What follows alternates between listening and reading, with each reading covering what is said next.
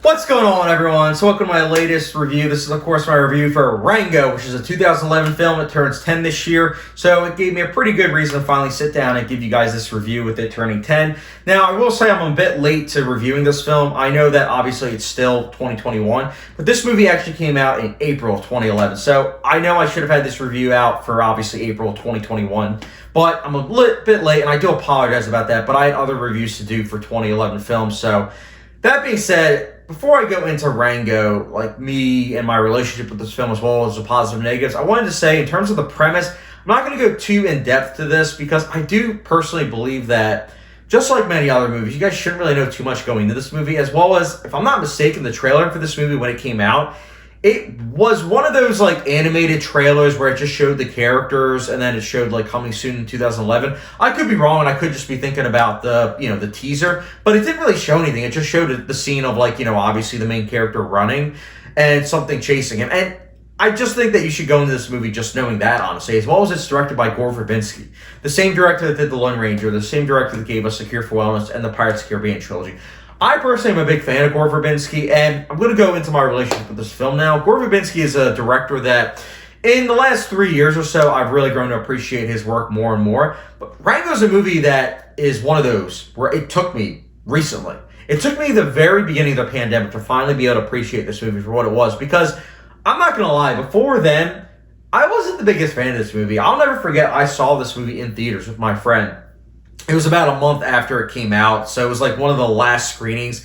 It was like the middle of the day. I think it was like a 1 p.m. showing, and it was the only one. So you could tell it was literally about to leave theaters. And I remember we both didn't like the movie that much. We found there to be one or two scenes that were funny, but we didn't really like it that much. And we were like, why did we spend money on this? Because keep in mind, as young teenagers, we didn't really have too much money. So we were both just disappointed. And thing was, though, I couldn't stop thinking about it. And I ended up buying it on DVD, like, literally, I believe I got it for Christmas that year. And I watched it again, and I liked it a little bit more, but I still wasn't a big fan of it. But all these years later, I wanted to revisit it, and I saw that it was streaming on Amazon Prime. So I was like, you know what? I should probably revisit this. It's been, 9 years.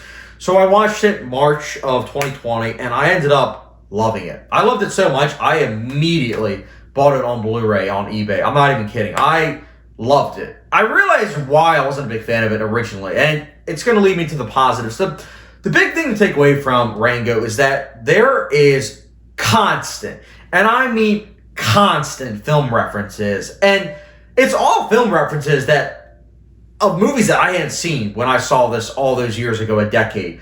It's referencing The Good, the Bad, and the Ugly, Once Upon a Time in the West, Fear and Loathing in Las Vegas, Apocalypse Now, among many other movies. There's just a constant free flow of movies that it's referencing. And I loved it personally. I love the type of humor where they reference films. And it's little things too. Also Chinatown, like the story is very reminiscent of Chinatown. But I loved it. I think it's great. And I think that the humor works really well. It's very dry, but I just love it. I love how it just kind of like approaches it that way. And I think that Johnny Depp's voice acting in particular here is fantastic. He does such a great job as the lead role. It's great to see him. It reminds me a lot of like Don Knotts of like the Andy Griffith Show and other movies that he's done, such as like The Ghost of Mr. Chicken. I really like that. I like that approach that Johnny Depp did, and I think he did a great job. The animation was also brilliant. I think it's some of the best, honestly, of CGI. It does such a great job. It feels very realistic, honestly. The visual effects also combined with the animation are just stunning. The score by Hans Zimmer is just bombastic, over the top, but fitting too. And I especially like the take of Ride of the Valkyrie and the guitar. The addition of the guitar was really good. Action scenes are also very entertaining, very slick. Sound mixing combined with that is also very effective, as well as the additions of the gun sounds. I mentioned this in my review of The Lone Ranger, but Gore Verbinski's gun sound effects are very effective, both in The Lone Ranger and in Rango. So, again, props goes to the sound mixing department for this film. Another thing worth mentioning about this movie, and I think that a lot of people just don't seem to talk about it that much, but this movie is a literal fish out of water tale. And the approach to this is very, very unique in how it goes about it. It takes its time with things, but it also gets to know us as the audience, the characters. And I think that's something to take away with this movie, is that this movie is very character-driven. And I think that we get to know the characters not only through their actions, but through the humor. And I think that that's how it should be told, honestly. And it also does have, like, that arc where it's like, you know, characters their opinions on each other do change in the third act. And usually with comedies, I think that it doesn't work. But I was able to give it more of a pass this time around in terms of this film because I think that it works here. I think that it feels natural and it does make sense given everything that we knew about the characters prior. And again, I do think that a lot of comedies should take notes because a lot of times it just feels jarring when you have two acts of a film trying its darndest to be funny, and then a third act, it's like it gets really serious. Characters do things that feel so uncharacteristic, it makes little sense. So again, props where props is due. Rango does a great job in actually having it where the shift of tones really works. Great villain too. There's a lot to praise about this movie. It's why Rango honestly is one of my favorite animated films. There's a lot to praise about this film.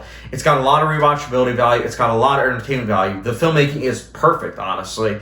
I can't wait to show this movie to my kids years from now. But I will say that probably similar to myself, they probably won't get it that much. They might find it to be boring because, again, it does take its time with the pacing.